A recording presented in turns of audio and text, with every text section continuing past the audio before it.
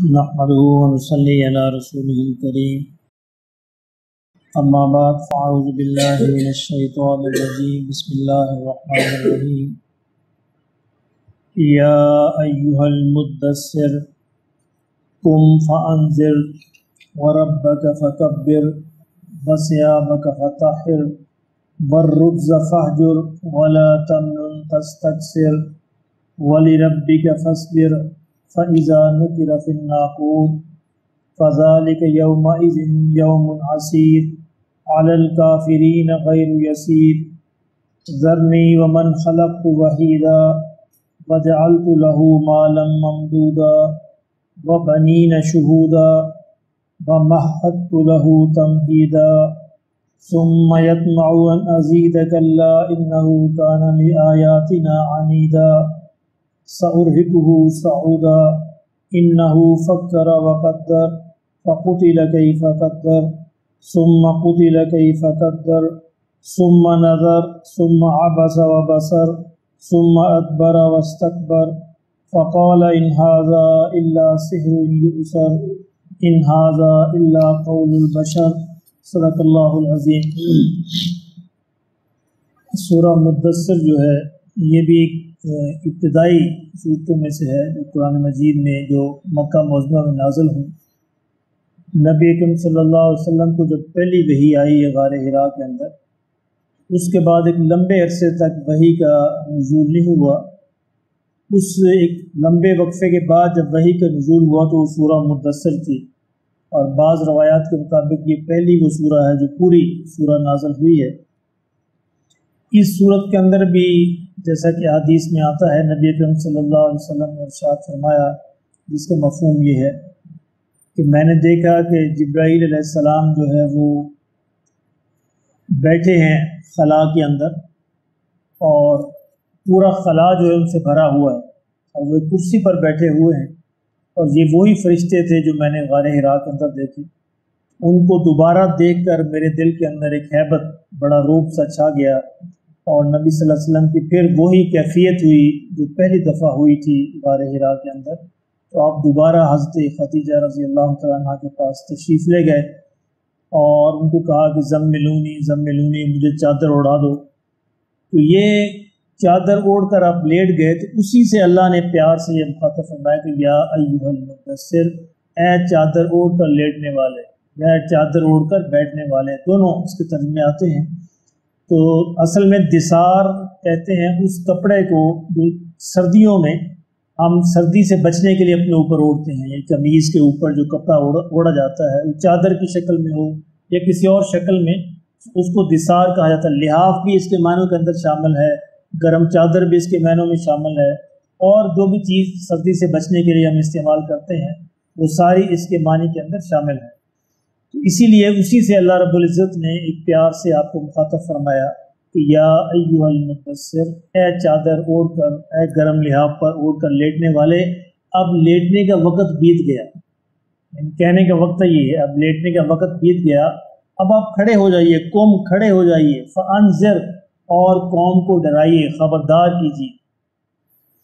یہ غالباً 3 سال کا عرصہ ہے، پہلی وحی کے بعد اور درمیان میں، اور اس 3 سال کے عرصے میں نبی صلی اللہ علیہ وسلم خفیہ وحی یعنی تبلیغ کیا کرتے تھے۔ یعنی ان 3 سال کے عرصے میں آپ نے اعلانیہ تبلیغ نہیں فرمائی، اپنے رشتہ داروں کو، اپنے دوستوں کو، قریبی حلقے کو بتاتے تھے، لیکن اس حکم کے بعد جو آپ نے اعلانیہ تبلیغ فرمائی ہے کوہ صفا پہ جا کر، اور پھر وہ سارا جو معاملہ پیش آیا، تو یہیں سے اس حکم سے قم، آپ کھڑے ہو جائیے، فانذر، اور لوگوں کو خبردار کیجیے۔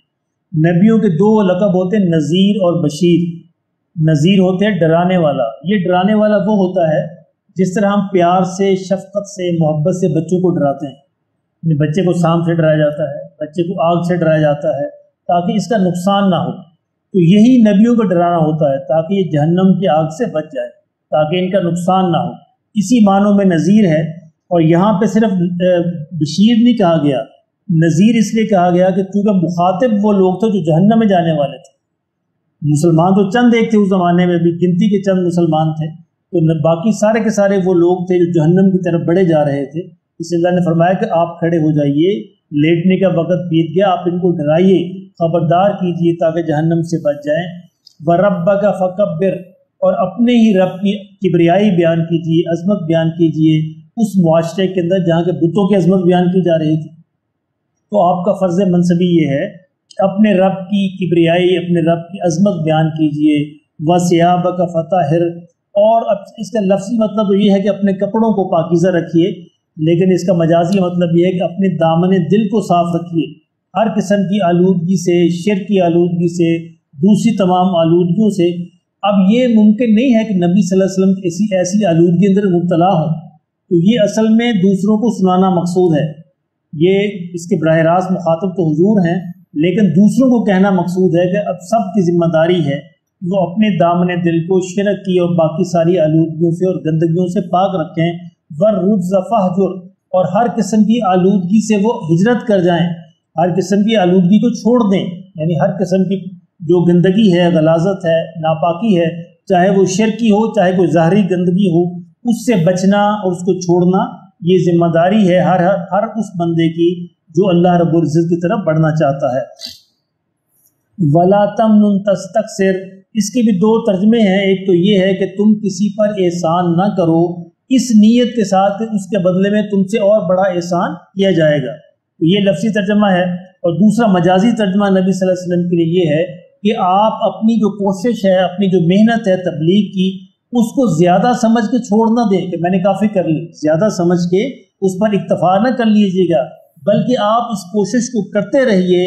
वली रब्बी का फस्बिर, और इसके अंदर आप इस्तिकामत दिखाइए। सब्र का मतलब होता है इस्तिकामत दिखाना, और अपने रब के नाम पर, अपने रब के लिए आप इसमें इस्तिकामत दिखाइए, जम जाइए, डट जाइए और ये काम जो है करते रहिए। फ़इज़ा नुकिरा फ़िन्नाकूर, अब ये हुक्म देने के बाद अगली फिर जो आयात है वो सारी की सारी कुरैश को मुखातब हैं, और इसमें भी कुरैश का एक ख़ास किरदार ज़ेर बहस है। ये असल में तो एक बंदा है जो वलीद बिन मुगीरा इसका नाम था, उसकी जो सारी ये चीज़ें जो हैं, जो करैक्टर इसमें करैक्टरिस्टिक्स जो डिस्कस हुए हैं सारे उसके हैं, लेकिन इस तरह के जो करैक्टर हैं वो हर मुआशरे के अंदर पाए जाते हैं। तो मजाजी तौर पर हर मुआशरे के अंदर इस तरह का जो करैक्टर है उसको मुखातब किया गया है। यानी क्या इसकी खूबी क्या है, इसके अंदर क्या बस वो ये है कि ये हक़ को समझ आते हैं, यानी इनको समझ आ जाती है बात, लेकिन सिर्फ अपने मादी मुफादात के लिए, माली मुफादात के लिए, सियासी मुफादात के लिए या किसी और मुफादात के लिए ये फिर अपने ग्रोह को नहीं छोड़ते, हालांकि इनको बात समझ आ गई होती है। वलीद बिन मुगीरा के 10 या 11 बल्कि 12 बेटे थे, और इनके सबसे मशहूर बेटे हैं हज़रत खालिद बिन वलीद, जिनको अल्लाह ने इस्लाम की दौलत नसीब फरमाई। वो इसी के बेटे हैं, वलीद बिन मुगीरा के। अल्लाह ने इनको तो इस्लाम की दौलत नहीं दी। बहुत मालदार शख्स था और इसके बेटे भी बहुत ज़्यादा थे, और मक्के के अंदर इसका बड़ा रोब दाब था और बड़ा लीडर शुमार किया जाता था। तो इसकी नबी सल्लल्लाहु अलैहि वसल्लम एक दिन काबा में नमाज पढ़ रहे थे, तो इसने बड़े गौर से इन आयात को सुना। कोई सूरत थी, सूरह मोमिन थी गालिबन। तो इसने इन आयात को सुनकर कहा अपने लीडरों से, बाकी लोगों के साथ, कि यार ये ना शायरी है, ना जुनून है, ना कहानत की बात है, ये कोई और ही कलाम। ये तुम लोग जो कहते हो ना कि ये मोहम्मद सल्लल्लाहु अलैहि वसल्लम इस तरह करते हैं, झूठ बोलते हैं, ये करते नहीं, ऐसा नहीं। ये मैं इस बात की तुम्हें गवाही देता हूँ कि मैंने बड़े गौर से सुना है, ये कोई और ही कलाम है, ये इंसानों का कलाम नहीं है। अब लोगों ने कहा कि वलीद अगर तुम ये बात कहोगे तो ये तो पूरा मक्का मुसलमान हो जाएगा, ये तुम क्या कह रहे हो? तो खुदा का खौफ करो, तुम समझो तुम हमारे साथी हो, हमारे ग्रोह में से हो, तुम कहाँ जा रहे हो? अब अबू जहल हो गया और बाकी सारे हो गए, इसके पीछे पड़ गए कि तुम ये अपने अल्फाज वापस, तुमने मुसलमानों के हक में बहुत बड़ा बयान दे दिया है, अब ये बयान तो हमारे खिलाफ जाएगा, तो तुम अब ये बताओ हमें कि हमें क्या कहना चाहिए, हम क्या कहें। उसने कहा कि वल्लाह मैं कसम खाता हूँ कि ये ना तो जादूगरी है, ना तो कहानत है, ना ये शायरी है, और ना कोई ये और चीज़ है। उन्होंने कहा कि तुम हमें बताओ हम क्या कहें, इसके खिलाफ तो हमने करना है, ये हमारे खिलाफ तहरीक है, हम क्या कहें इसको। तो वलीद जो है बड़ी देर सोचता रहा। अब उसने कहा कि मैं बात ऐसी कहूँ कि झूठ भी ना हो। अब देखिए उस मुआशरे के अंदर में झूठ को बहुत बुरा समझा जाता था। उसने कहा कि बात भी कहनी है इनके खिलाफ और बात भी ऐसी कहनी कि झूठ ना हो। उसने कहा अच्छा तुम जाके ये लोगों से कहना शुरू करो कि ये मोहम्मद एक ऐसा कलाम लाए हैं कि जो मियाँ बीवी में, माँ बाप में, बेटों में, औलाद में तफरीक डाल देता है। ऐसे होता था, यानी ये झूठ नहीं था कि जो कोई इस्लाम कबूल करता वो मुआशरे से कट जाता, अपने ख़ानदान से भी कट जाता। उसने कहा कि ये कहो कि इसका कलाम एक ऐसा जादू है इसके अंदर कि जो भी इसको कबूल करता है उस जादू के असर से वो अपने ख़ानदान से कट जाता है, वो अपने मुआशरे से कट जाता है। ये बात तुम कह सकते हो, तो ये बात सच्ची होती है। अलबत्ता ना ये शायरी है, ना किसी जिन का कलाम है, ना किसी कान का कलाम है, ना इनको जुनून है, कुछ भी नहीं है। अलबत्ता मैं समझ गया हूँ बात इनकी ठीक है, लेकिन अगर तुमने इसके खिलाफ चलना ही है तो इस तरह की बात कह सकते हो। अब ये करैक्टर है जो ज़ेर बहस है यहाँ पे, इसी के अल्लाह ने आगे सारी वो चीज़ें बयान की हैं कि इसका करैक्टर एक कहता क्या है, करता क्या है, बात कैसे करता है और लोगों को किस तरह वर्गलाता है। अल्लाह ने उसको खिताब आगे फरमाया फ़इज़ा नुक़िरा फ़िन्नाक़ूर, ये लोग याद करें, जहन के अंदर रखें कि जब क़यामत का सूर फूंका जाएगा, फ़ज़ालिका यौमइज़िन यौमुन असीर, तो ये दिन फिर बड़ा ही सख्त दिन होगा, आसान नहीं होगा। अलल काफिरीन गैरु यसीर, और काफरों पर भी आसान नहीं होगा। ये जो समझते हैं काफिर कि जिस तरह दुनिया के अंदर उन्हें आसानी मिली हुई है, आखिरत के अंदर भी उन्हें आसानी मिल जाएगी, तो ये नामुमकिन है, इन पर भी आसान नहीं होगा। ज़रनी, मुझे छोड़ दो, वमन खलक़तु वहीदा, और जिसको मैंने पैदा किया तने तन्हा, अकेला मैंने पैदा किया। ये वलीद बिन मुगीरा की तरफ इशारा है असल में, लेकिन बाकी इस तरह की जो भी ये कैरेक्टरिस्टिक्स रखेगा सब की तरफ इशारा है कि मुझको छोड़ दो और इसको छोड़ दो। अब इसके दो तर्जमे हैं कि जिसको मैंने तन्हा पैदा किया, मतलब ये समझता है कि बुत भी शरीक है अल्लाह के खुदाई में, तो इसको बता दो कि तुमको बुतों ने पैदा नहीं किया, मैंने तने तन्हा पैदा किया था। दूसरा मतलब ये है कि जब जिसको पैदा किया गया था ये तने तन्हा था, आज इसको 10, 11, 12 बेटे अगर मिल गए हैं तो उस वक्त ये तन्हा था और तन्हा ही हमारे पास आएगा। तो ये इसके दोनों तर्जमे हैं कि मुझको छोड़ दो और जिसको मैंने पैदा किया तन्हा, वजअलतु लहू माल ममदूदा, और फिर मैंने इसको बेशुमार माल दिया। इसका मतलब फैला हुआ माल। फैले हुए माल से मुराद ये है कि तारीखदान ये लिखते हैं कि वलीद के जो बागात थे मक्का से लेकर ताइफ तक फैले हुए थे। अब मक्का से ताइफ में तकरीबन 90 किलोमीटर का फासला है, यानी इतनी अल्लाह ने मौल दौलत और इसको बागात अता किए थे। वजअलतु लहू मालम ममदूदा, हमने इसको बड़ा फैला हुआ माल जो है वो अता फरमाया। व बनीन शहूदा, और इसको हाज़र बाश बेटे दिए, इसके साथ रहने वाले बेटे दिए। यानी कबायली मुआशरे में ज़्यादा बेटों का होना ज़्यादा ताकत की अलामत है। यानी इसको हमने बेटे दिए और बेटे भी वो दिए जो इसके साथ खड़े होने वाले हैं, जो इसका साथ देने वाले हैं। व महत्तु लहू तमहीदा, और हमने आसाइश व आराम की सारी राहें इसके लिए आसान फरमा दी। सुम्मा यतमउ अन अज़ीदा, इसके बावजूद ये तमन्ना करता है इसको और ज़्यादा मिले। कल्ला हरगिज़, इन्नहु काना लिआयातिना अनीदा, ये तो हमारी आयतों का दुश्मन निकला। सउरहिकुहु सऊदा, अन करीब हम इसको बड़ी एक चढ़ाई पर चढ़ाएंगे, यानी जहन्नम की घाटी पर चढ़ाएंगे जहाँ ये चढ़ नहीं सकेगा। इन्नहु फक्करा व कद्दर, इसने सोचा और एक बात बनाई। अब ये वही बात है जो मैंने आपको बयान की है, जब मक्का वाले एक वफद लेकर इस पर गए और इसको कहा कि फिर तुम ही हमें बताओ हम क्या बात बनाएं। तो कहा कि इन्नहु फक्करा, इसने सोचा, व कद्दरा, और एक बात बनाई। फ़कुतिला कैफ़ क़द्दरा, तो इसका सत्यानाश हो, अल्लाह की मार हो इस पर, इसने कैसी बात बनाई। सुम्मा कुतिला, फिर अल्लाह की मार इस पर पड़े। कैफ़ क़द्दरा, इसने कैसी बात बनाई। सुम्मा नज़रा, यानी इसने पहले देखा, इधर उधर देखा। सुम्मा आबसा, और फिर अपने माथे पे बल डाले।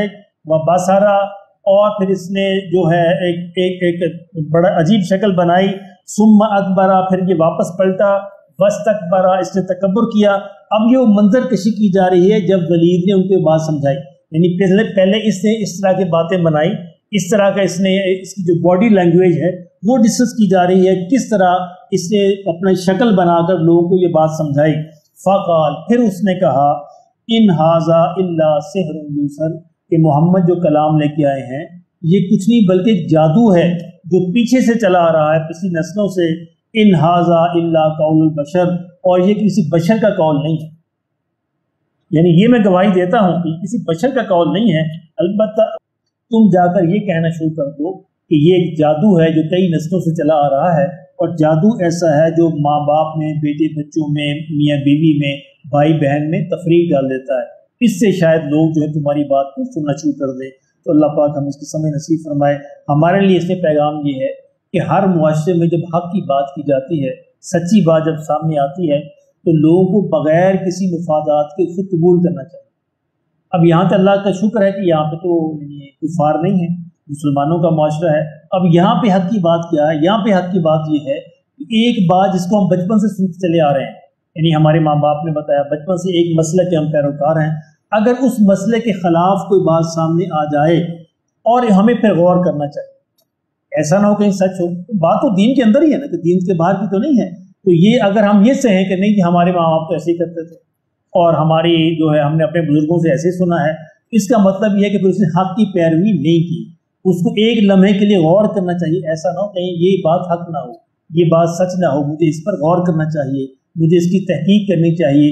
اگر ایسا ہے تو انشاءاللہ اس کی اللہ پاک اس کی مدد فرمائیں گے، اگر ایسا نہیں ہے تو پھر وہ اسی کے اندر شامل ہو جائے گا، ان ھذا الا سحر یوثر، کہ بھئی ہمارے تو آباء و اجداد کی بات ہے، ہمارے تو بزرگوں کی بات ہے، ہمارے اماموں کی بات ہے، ہمارے اولیاء کی، ہمارے پیروں کی بات ہے، ہم اسی کو ماننا ہے۔ نہیں، یہ کوئی معیار نہیں ہے، معیار جو ہے وہ ہے محمد رسول اللہ صلی اللہ علیہ وسلم، معیار ہے قرآن مجید۔ اور اگر یہ سمجھ آ جائے کہ دوسرے کی بات جو ہے وہ قرآن کے زیادہ قریب نظر آتی ہے اور آقا دو عالم صلی اللہ علیہ وسلم کی بات کے زیادہ قریب نظر آتی ہے، تو بغیر کسی تردد کے، بغیر کسی سوچ کے، بغیر کسی جھجک کے بچپن کی بات کو چھوڑا جا سکتا ہے، یہ کوئی ایسا مسئلہ نہیں ہے۔ آخر میں بھی یعنی مرتے مرتے بھی اگر سمجھ آ جائے کہ فلاں بات جو ہے میں ساری عمر اس پر میرا بیلیو جو تھا، یقین جو تھا، غلط طور پر قائم رہا، تو کوئی بات نہیں، اس وقت انسان کہے کہ ٹھیک ہے، میں اب حق بات کو مانتا ہوں کیونکہ مجھے پتہ اب چلا ہے۔ اگر پتہ ہی نہ ہو تو اللہ نہیں پوچھے گا، لیکن پتہ چل جائے اور پھر انسان اس کو تسلیم نہ کرے تو پھر اس کی پرسش اس بات پر ہو سکتی ہے۔ اللہ ہمیں اس کی سمجھ